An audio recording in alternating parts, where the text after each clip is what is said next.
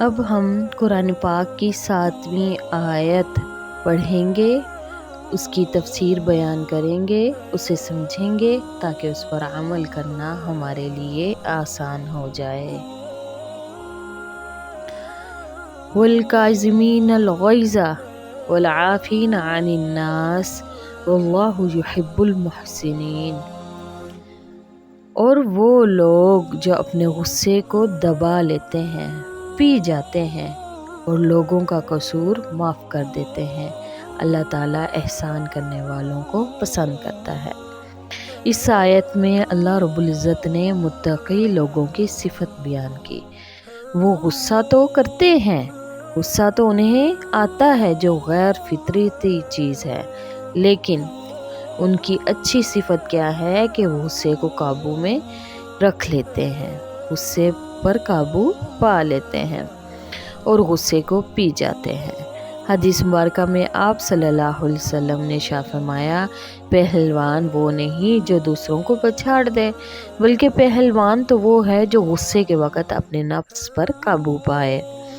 آپ صلی اللہ علیہ وسلم نے ارشاد فرمایا، کسی بندے نے اللہ کے نزدیک کوئی گھونٹ اس گھونٹ سے زیادہ فضیلت والا نہیں پیا جو غصے والا گھونٹ ہو، جسے وہ رضائے الہی کے لیے ضبط کرے۔ سب سے بہترین گھونٹ جو اللہ کے نزدیک اجر والا ہے، فضیلت والا ہے، وہ ضبط کا گھونٹ ہے، وہ غصے کا گھونٹ ہے، وہ اللہ کو بڑا ہی محبوب ہے۔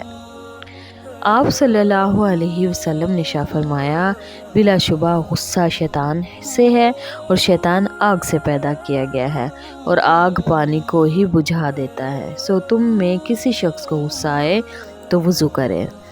حضرت ابو ذر رضی اللہ تعالیٰ عنہ سے روایت ہے کہ آپ صلی اللہ علیہ وسلم نے ارشاد فرمایا، جب تم میں سے کسی کو غصہ آئے تو وہ کھڑا ہو جائے، اگر کھڑا ہے تو بیٹھ جائے، اسی طرح غصہ چلا جائے گا، یعنی اپنی حالت کو بدل لے، کھڑا ہے تو بیٹھ جائے، بیٹھا ہے تو لیٹ جائے، یا اپنی جگہ بدل لے۔ اپنی حالت بدل لینے سے بھی غصہ کم ہو جاتا ہے۔ حضرت انس رضی اللہ تعالیٰ عنہ سے روایت ہے، آپ صلی اللہ علیہ وسلم نے ارشاد فرمایا، جس نے اپنی زبان کی حفاظت کی اللہ تعالیٰ اس کی پردہ پوشی فرمائیں گے، اور جس نے اپنے غصے کو روک لیا اللہ تعالیٰ قیامت کے دن اس سے اپنے عذاب کو روک لیں گے۔ سبحان اللہ، غصے کو روکیں گے تو آخرت کا کیا فائدہ کہ اللہ اس سے اپنے عذاب کو روک لے گا۔ سبحان اللہ۔ دوسری صفت یہ بیان فرمائی، وَالْعَافِينَ عَنِ النَّاسِ، پہلی کہ وہ غصے کو پی جاتے ہیں، دوسری وَالْعَافِينَ عَنِ النَّاسِ کہ وہ لوگوں کو معاف کر دیتے ہیں۔ یہ لوگوں کو معاف کرنے والے ہیں۔ معاف کرنا بہت فضیلت کی بات ہے۔ یہ فضیلت ہر کسی کے مظالم کے معاف کرنے کو شامل ہے۔ کسی آدمی نے مال مار لیا، حق روک لیا، مار پیٹ کی، غیبت کی، بہتان لگایا، ان سب کو معاف کرنے میں اجر و ثواب ہے۔ معاف کرنے کا بلند مرتبہ یہ ہے کہ قدرت ہوتے ہوئے معاف کر دے۔ حضرت ابو ہریرہ رضی اللہ تعالیٰ عنہ سے روایت ہے، آپ صلی اللہ علیہ وسلم نے ارشاد فرمایا، حضرت موسیٰ علیہ السلام نے عرض کیا، اے رب، آپ کے نزدیک آپ کے بندوں میں سب سے باعزت کون ہے؟ اللہ تعالیٰ نے فرمایا، جو قدرت ہوتے ہوئے معاف کرتے۔ اللہ اکبر۔ ایک تو انسان عاجز ہے کہ اب معاف کے بغیر گزارا ہی نہیں، اب تو معاف کرنا ہی ہے اور کوئی آپشن ہی نہیں، لیکن ایک شخص ہے کہ وہ صاحب قدرت ہے، اس کو اس وقت بدلہ لینے کی قدرت حاصل ہے، وہ چاہے تو بدلہ لے لے، لیکن اس کے باوجود وہ کیا کر دے؟ معاف کر دے، تو اللہ کے نزدیک سب سے زیادہ وہ باعزت شخص ہے۔ سبحان اللہ، اللہم جعلنا منہم۔ تیسری صفت کیا فرمائی؟ المحسنین، نیکی کرنے والے، واللہ یحب المحسنین، اللہ محبت کرتے ہیں نیکی کرنے والوں سے۔ اللہ اکبر۔ اللہ اچھے کام کرنے والے کو پسند فرماتے ہیں۔ محسنین، محسن کی جمع ہے جس کا مصدر احسان ہے، اور احسان ہر کام کی خوبی کے ساتھ انجام دینا ہی احسان ہوتا ہے۔ یعنی ایک کام کو اچھا کیا، ایک کام کو بہت اچھا کیا، اور ایک کام کو اتنا اچھا کیا کہ اس کو اعلیٰ درجے پر پہنچا دیا، وہ درجہ احسان کا درجہ ہے۔ وہ کام جو بخوبی ادا کیا جائے وہ احسان کا درجہ ہے۔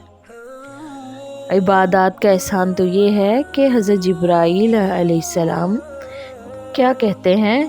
ان تعبد اللہ کأنک تراہ فإن لم تکن تراہ فإنہ یراک، کہ تو اللہ کی عبادت ایسے کر جیسے تو اسے دیکھ رہا ہے، اور اگر تو ایسے نہ کر سکے تو پھر ایسے کر کہ وہ تجھے دیکھ رہا ہے۔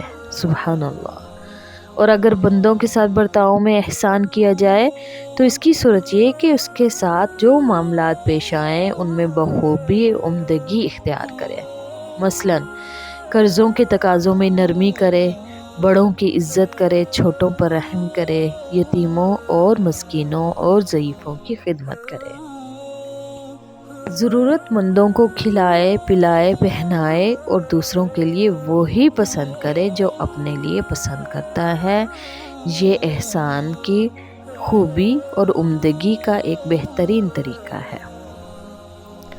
حضرت امام زین العابدین کا واقعہ نقل کیا جاتا ہے کہ حضرت امام زین العابدین کو ان کی ایک باندی وضو کرا رہی تھی، اس کے ہاتھ سے لوٹا گر گیا جس سے ان کا چہرہ زخمی ہو گیا۔ انہوں نے ان کی طرف نظر اٹھا کر دیکھا تو اس عورت نے کیا پڑھا؟ والکاظمین الغیظ۔ اس پر انہوں نے کہا میں نے اپنا غصہ ضبط کر لیا۔ پھر اس نے کہا والعافین عن الناس، اللہ معاف کرنے والوں کو پسند کرتا ہے، اور نیک لوگ وہ ہیں جو لوگوں کی خطائیں معاف کر دیتے ہیں۔ جب اس نے یہ آیت پڑھی والعافین عن الناس تو اس نے اسے معاف کر دیا۔ پھر اس عورت نے، اس باندی نے کیا آیت پڑھی؟ واللہ یحب المحسنین۔ اس پر انہوں نے فرمایا اچھا جا تو اللہ کے لیے آزاد ہو۔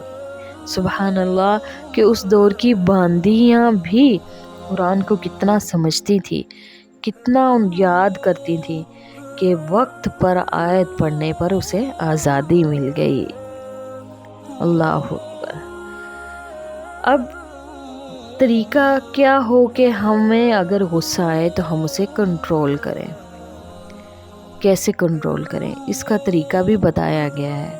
علماء فرماتے ہیں کہ جب آدمی کو غصہ آئے تو لا حول ولا قوۃ الا باللہ پڑھے، اس کی برکت سے شیطان بھاگ جائے گا۔ اگر اس سے بھی غصہ ختم نہ ہوا تو کیا کرے؟ تو پھر اعوذ باللہ من الشیطان الرجیم کے الفاظ پڑھے تو انشاءاللہ العظیم اس سے غصہ دور ہو جائے گا۔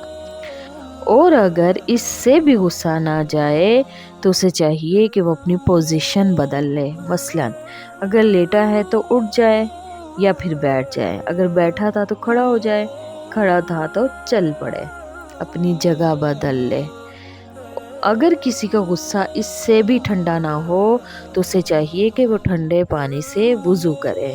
اگر وضو سے بھی غصہ دور نہ ہوا تو 2 رکعت نماز پڑھے، سجدے کی حالت میں سوچے کہ میں سجدے میں پڑا ہوا اللہ کے ایک عاجز بندہ ہوں، انشاءاللہ تعالی اس سے اس کا غصہ ختم ہو جائے گا۔ اگر اس سے بھی انسان کا غصہ ٹھنڈا نہ ہو تو حضرت عمر رضی اللہ تعالیٰ عنہ نے فرمایا کہ اس کا طریقہ یہ ہے کہ وہ کچھ پانی لے کر اپنی ناک میں ڈالے، اس سے بھی اس کا غصہ جلدی ٹھنڈا ہوگا۔ کیونکہ بعض علماء فرماتے ہیں کہ ناک کے نتھنے میں شیطان بسیرا کرتا ہے، کہ انسان کا ٹہراؤ کہ جہاں سے انسان کے دل میں اور انسان کے دماغ میں وساوس اور برے خیالات وہ پیدا کرتا ہے، تو اس کی قیام گاہ انسان کے ناک کا نتھنا ہے۔ تو اس کا بہترین طریقہ یہ ہے کہ جب وہ وساوس ڈالے، غصہ دلائے، تو وہ اپنے ناک کے نتھنے میں پانی ڈالے تاکہ شیطان وہاں سے دور ہو جائے، بھاگ جائے۔ ہمارے مشائخ نے فرمایا کہ اچھا انسان وہ ہے کہ جس کو غصہ دیر سے آئے لیکن جلدی چلا جائے، اور برا انسان وہ ہے کہ جس سے غصہ جلدی آئے اور بڑی دیر سے جائے۔ آج ہماری یہی حالت ہے، ہم اسی بیماری کی کیٹیگری میں ہیں کہ ہمیں غصہ تو جلدی آتا ہے لیکن جاتا بہت دیر سے ہے۔ اسی لیے ہمیں اگر کسی وجہ سے غصہ آئے تو پھر اگر دوسرا فریق معافی مانگے تو دل سے فوراً ناراضگی ہمیں دور کر دینی چاہیے۔ اللہ رب العزت سے دعا ہے کہ اللہ رب العزت ہمیں عمل کی توفیق عطا فرمائے، آمین یا رب العالمین۔